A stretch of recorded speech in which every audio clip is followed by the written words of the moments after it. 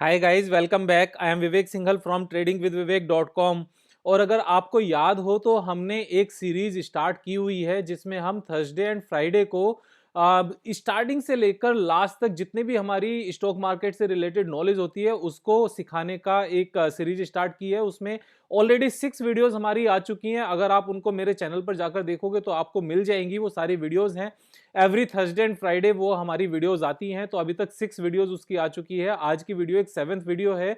और आज हमारा जो टॉपिक है वो ये है कि बुक वैल्यू क्या होता है और बुक वैल्यू को कैलकुलेट कैसे करते हैं और इसका प्रैक्टिकली हम यूज कैसे कर सकते हैं। क्योंकि अगर हम सिर्फ और सिर्फ थियोरेटिकल नॉलेज को लेंगे और उसके थियोरेटिकल नॉलेज के बेस पर काम करेंगे तो हम उसमें आगे उसको प्रैक्टिकली अगर अप्लाई नहीं कर पाए तो उस थियोरेटिकल नॉलेज का भी कोई यूज नहीं रहता। तो इसलिए थेरेटिकल नॉलेज के साथ साथ हमें प्रैक्टिकल यूज करना उस चीज के लिए बहुत ज्यादा इंपॉर्टेंट है। तो अगर हम इसकी बुक वैल्यू के फॉर्मूला को देखें तो गूगल पे सिंपली जाके सर्च करना है what is book value of a share. तो यहां निकल जाएगा book value per share takes the ratio of a firm's common equity divided by its number of shares outstanding. तो यानी कि जितना भी हमारा टोटल वैल्यू है किसी कंपनी का, जो अपना वैल्यू है, इसमें बोरोइंग हम ऐड नहीं करते, जो सिर्फ अपना ओनर्स का पैसा है वो, और उसको अगर टोटल नंबर ऑफ शेयर से डिवाइड कर दें तो बुक वैल्यू पर शेयर हमारी कैलकुलेट हो जाती है। तो बुक वैल्यू पर शेयर को अगर कैलकुलेट करना है और उसका एक लाइव एग्जांपल देखना है तो सपोज हम यहां पर जाते हैं ओएनजीसी के शेयर में। ओएनजी के शेयर में अगर हम जाते हैं आगे और एक बार चेक करते हैं कि जो अब साथ में नंबर ऑफ शेयर्स कैसे कैलकुलेट करते हैं। नंबर ऑफ शेयर्स कैलकुलेट करने का यहाँ पर अगर आप एक सिंपल सा क्राइटेरिया भी है, यहाँ पर भी हमें नजर आ जाएगा आउटस्टैंडिंग शेयर्स।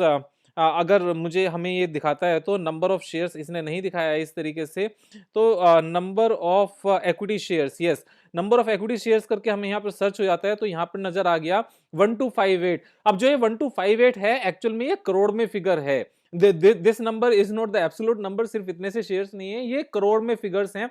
1258 करोड़, 1258 करोड़ की ये हमारी फिगर है। और आज की डेट में जो इसकी कंपनी की वेल्थ है, कंपनी की वेल्थ को अगर चेक करें कि कितना अपना पैसा है तो हमें बैलेंस शीट में जाना होगा। बैलेंस शीट में जाकर जो हमारा शेयर कैपिटल है और जो रिजर्व है ये अपने पैसे होते हैं। जो बोरोइंग है वो हमने बैंक से लोन लिया हुआ है, और जो लाइबिलिटीज है, अदर लाइबिलिटीज, ये हमारे वेंडर्स जो जिनसे हम माल वगैरह लेते हैं, जो सप्लाई आती है, उनके जो पैसे देने होते हैं बचे हुए, ये उसका पार्ट होता है।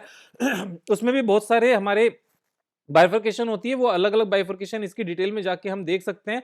लेकिन अभी हमें कैलकुलेट करने के लिए कंपनी की अपनी वर्थ चाहिए। तो ये दोनों हमारी फिगर्स हैं। इन फिगर्स को अगर हमें चेक करना है तो हम इसको चेक कर सकते हैं। 6290 प्लस 230 203 704, 6290।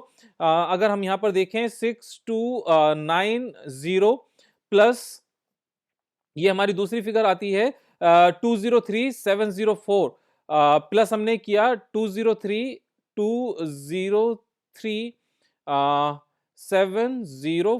तो हमारी ये फिगर्स आ गई और ये हमारा टोटल आता है 209994। अब अगर हम इस फिगर को इसके जो टोटल नंबर ऑफ शेयर्स हैं उससे डिवाइड कर दें तो हमारी बुक वैल्यू कैलकुलेट हो जाएगी। तो हमारे पास ये हमारी फिगर करोड़ में, ये हमारी फिगर जो मेंशन्ड है यहाँ पर, ये हमारी फिगर सारी ही फिगर्स हमारी किस नंबर्स में है, ये सारी फिगर्स हमारी करोड़ में ही मेंशन है। यहाँ पर लिखा हुआ है consolidated figures in rupees crore.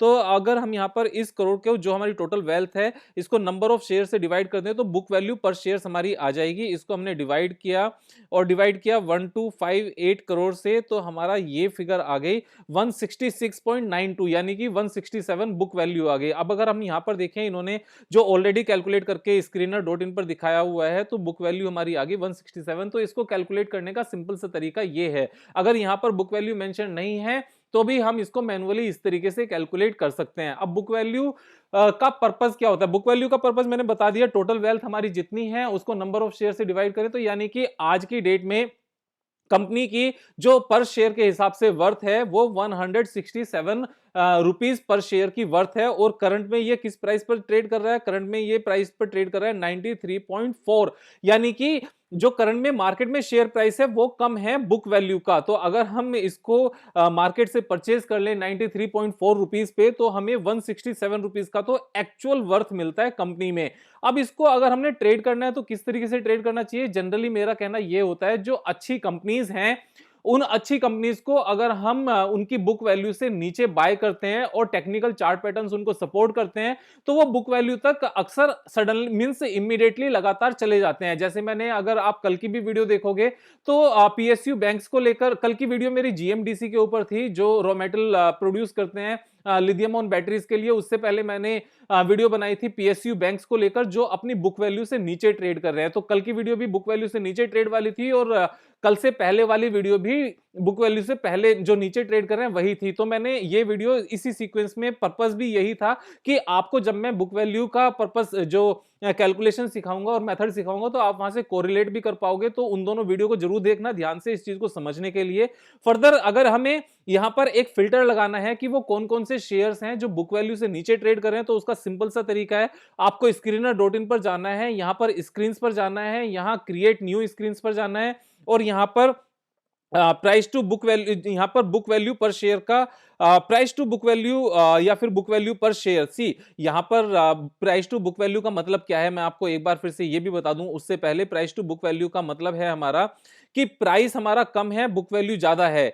तो यानी कि अगर हमारा ये कैलकुलेशन 93.04 को 167 से अगर हम डिवाइड करते हैं, तो हमारा ये 1 से कम आता है। तो अगर ये प्राइस टू बुक वैल्यू हमारा 1 से कम है, मैं यहां पर एक बार यहां भी आपको कैलकुलेट करके दिखा देता हूं, price to book value ratio and formula. तो फॉर्मूला को अगर आप देखोगे तो यहां ये आपको पता चल जाएगा, price to book value ratio और PB ratio is a financial ratio used to compare a company's current market price to book value. यानी कि बुक वैल्यू से अगर प्राइस कम है तो वो 1 से कम होता है, 1 से कम है तो यानी कि बुक वैल्यू तक चला जाएगा, तो वहां पर वो प्रॉफिटेबिलिटी आने की ज्यादा यहां पर प्रोबेबिलिटी रहती है। तो इसको अगर हम स्क्रीनर.इन पर जाएं, स्क्रीन.इन पर जाकर क्रिएट न्यू स्क्रीन करें, और यहां पर प्राइस टू बुक वैल्यू करके अगर हम सर्च करें, और इसका हम फॉर्मूला क्या लगाएंगे कि ये लेस देन है 1 से। अगर ये 1 से कम है तो यहां पर सीधा सीधा हमें पता चल जाएगा कि ये पर्टिकुलर शेयर्स, यहां पर रन दिस क्वेरी करेंगे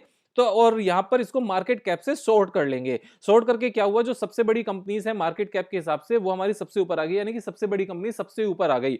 अब ये वो सारी कंपनीज हैं जिनकी बुक वैल्यू 1 से कम है। तो एक एक करके अगर आप सर्च भी करोगे अंदर जाके, जैसे मैंने आईओसीएल के ऊपर क्लिक किया, आईओसीएल के ऊपर क्लिक किया तो यहां पर देखा बुक वैल्यू 110 है, जबकि करंट मार्केट प्राइस 102 है। उसके नीचे अगर एनटीपीसी की बात करें, एनटीपीसी में भी बुक वैल्यू 126 है, करंट प्राइस 97 है। तो इस तरीके से ये काम हमारा थोड़ा सा इजी हो जाता है। अब ये वो सारी कंपनीज हैं जो बुक वैल्यू से कम पर ट्रेड करती हैं। इनके बिजनेस को एक एक करके समझो और एक एक करके समझ के उनके ऊपर हम लोग ट्रेड कर सकते हैं। जैसे हिंडेल्को है, हिंडेल्को हमारा 265 का बुक वैल्यू है, करंट प्राइस हमारा 257 है, तो बहुत ज्यादा डिफरेंस नहीं है।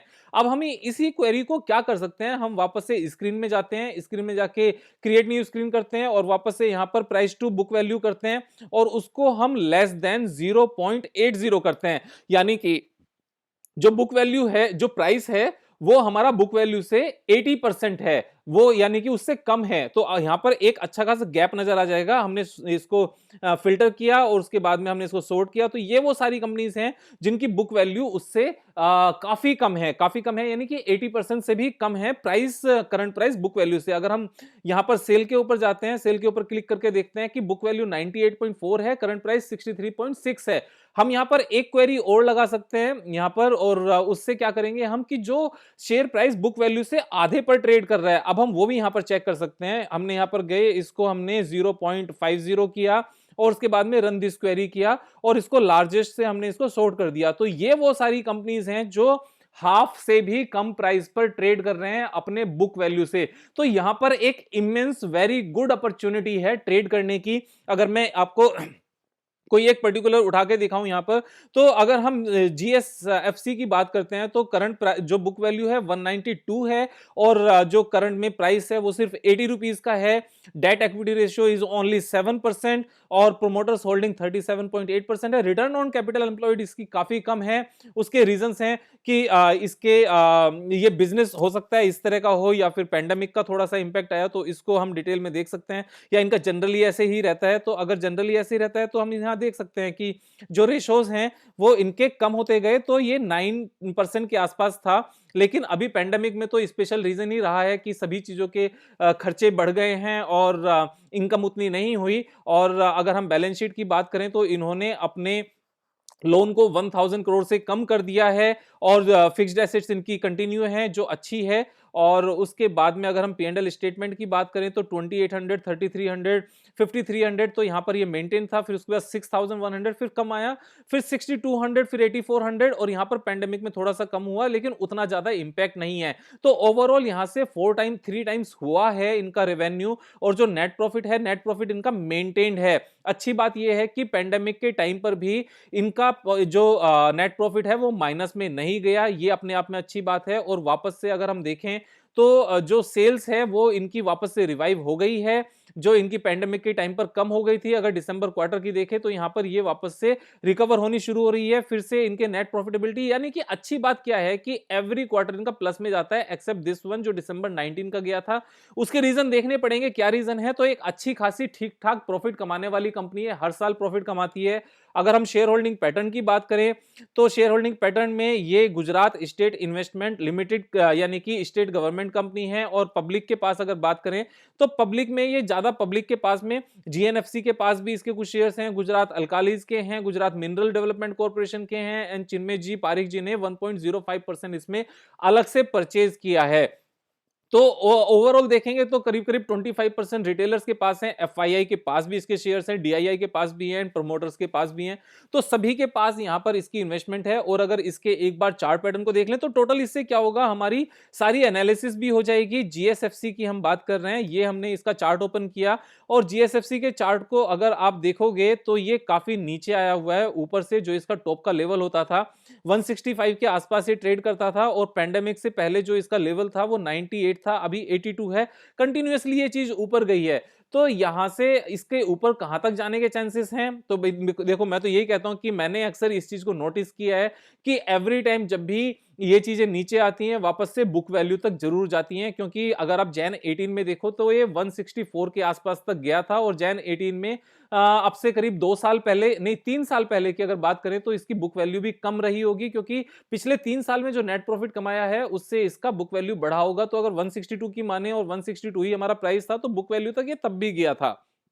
बुक वैल्यू तक ये चीजें अक्सर वापस जाती रहती हैं, और हम यहां पर इसको देख भी सकते हैं कि यहां ये 98 गया अक्टूबर 11 में, उसके बाद ये 120 गया, उसके बाद ये यहां पर 163 गया। हो सकता है इस बार जाके ये 200 के आसपास चला जाए, जो ये बुक वैल्यू के आसपास तक यहां से जा सकता है। तो यहां पर मेरा पर्पस आपको किसी तरह का स्टॉक रिकमेंडेशन करना नहीं है, मेरा पर्पस यहां पर आपको सारी एजुकेशन देना है कि बुक वैल्यू क्या होती है और उस बुक वैल्यू को कैलकुलेट करने का फॉर्मूला क्या होता है, और उसके बेस पर हम किस तरीके से ट्रेडिंग कर सकते हैं। अगर आपको इस चीज को और अच्छे से समझना है तो जो मैंने परसों वीडियो डाली थी और जो मैंने पीएसयू बैंक्स की वीडियोस डाली थी उनको, उसमें किस तरह की रिकवरी आ रही है शेयर प्राइस में, मैंने बुक वैल्यू के बेस पर ही उनको ट्रेड करने के लिए बोला था। मैं इसके डिस्क्रिप्शन में आपको उस 2-3 वीडियोस का लिंक भी दे दूंगा, आप उसको जाकर चेक भी कर सकते हो।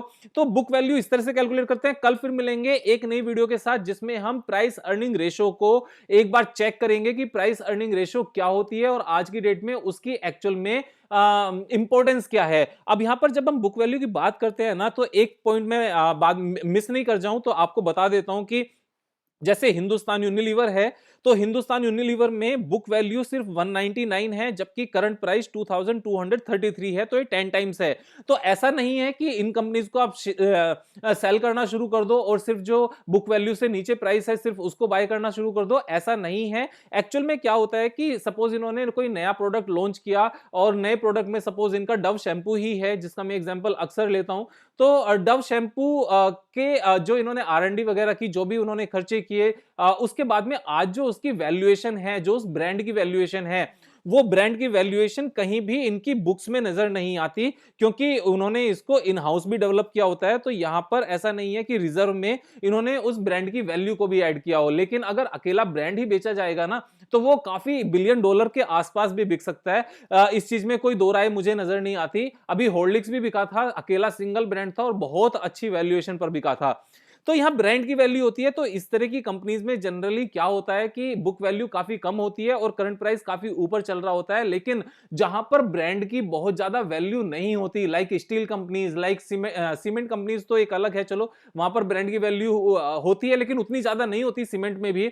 लेकिन कंपनीज लाइक जैसे हम एग्रीकल्चर प्रोडक्ट्स की बात कर रहे हैं, यहाँ पर हम यूरिया की बात कर रहे हैं, फर्टिलाइजर की बात कर रहे हैं, तो जहां पर बहुत ज्यादा ब्रांड की वैल्यू नहीं है वहां पर चीजें बुक वैल्यू से नीचे चली जाती हैं। और अगर चली जाती हैं तो वहां पर उनको परचेज करने का एक अच्छी अपॉर्चुनिटी होती है और वहां पर वो एक अच्छे ट्रेड बनते हैं। तो कल फिर मिलेंगे एक नई वीडियो के साथ, तब तक मजे करो यार। Thank you so much, have a nice day.